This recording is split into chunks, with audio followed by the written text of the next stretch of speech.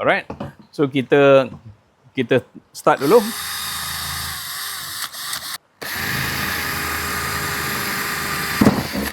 Dua,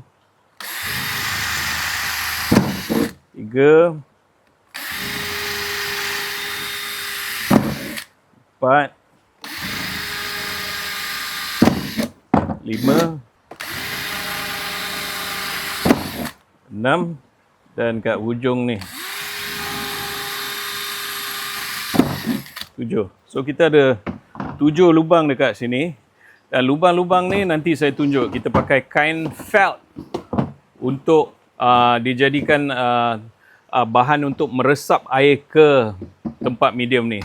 So daripada lubang-lubang yang kita buat mula-mula ni, kita buat balik dekat tempat yang sebelah.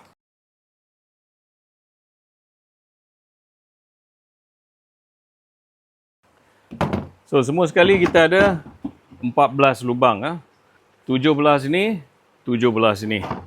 So kita tengok daripada dalam ni. So bila kita letak kain tu untuk menjadi sumbu ataupun tempat meresap air dari bawah, kat bahagian bawah medium ni akan selalu lembap.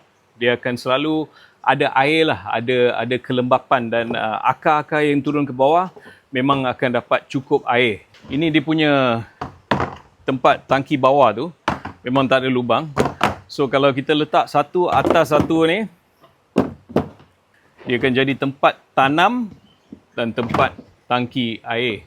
So kalau kita tengok benda ni, yang tray kat atas ni dia lebih tebal daripada tray yang bawah ni.